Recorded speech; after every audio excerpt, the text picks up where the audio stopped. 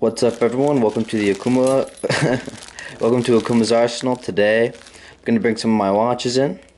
To my watch guy, I got the Timex, got the Benrus, I've got the Omega, and I've got the Moon Phase in here.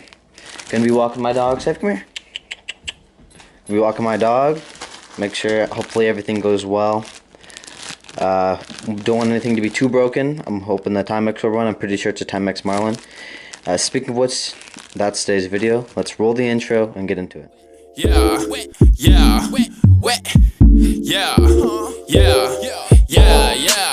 I'm killing these niggas, they calling me cocky. Niggas is mad and nobody can stop me. I'm in my bag and there's no need to brag and you niggas. What's up, everyone? This is the watch place I go to.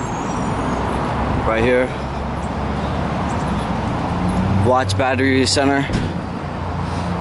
Across the street from the closed down Valley Village. I've got some good news, I've got some bad news. Turns out the Ardith is missing some parts. It sucks, but it happens.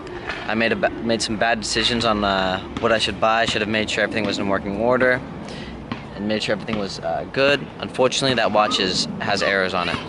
Second, the Omega is going under service and repair. The Omega is gonna run me about $300 to repair, but the resale value on it is maybe around $400, hopefully. The movement is old, it's a good old wristwatch, and they're gonna service it, they're gonna repair it, so that's gonna be good. And last but not least, the Benrus should be finished in about a week. Luckily, the Benrus has nothing wrong with it. That's actually my favorite watch I got from Mexico.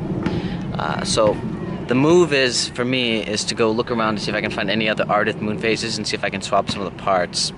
Turn into a lesson in watchmaking and watch repair, and trying to get it into a win-win. I'm happy I learned not to buy, shitty wristwatches, and I only spent $100 instead of spending, thousands or multiple hundreds. But at the end of the day, it's all good. By the way, the Timex Marlin that I got from my neighbor that's completely broken, he said, honestly, it's not even worth getting this repaired. So, that's fine, it happens.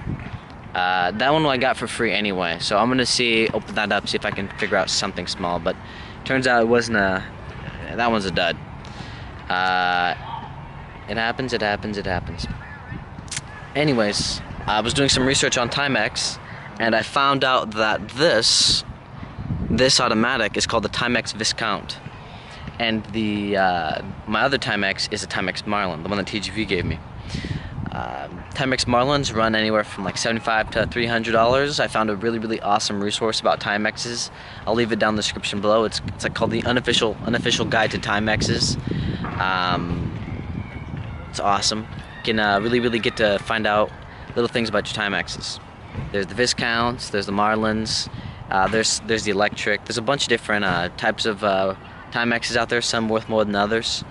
Ultimately though, I'm pretty happy with what I got. I got one Viscount, which I actually wear more because it's automatic, and I have a Marlin, which is one of the more sought after pieces.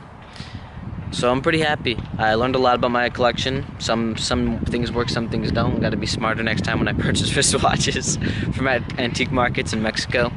Funny enough, the guy who was less, like watch reputable, sold me a better watch than the guy who was watch reputable. So I got to just keep my wits about me and know what I'm actually looking at here. Very happy I learned that lesson. Yeah. Hey Savvy, how are you doing? You doing good? Yeah, my dog is bored. I'm gonna head out. I'm gonna head back home. See you guys.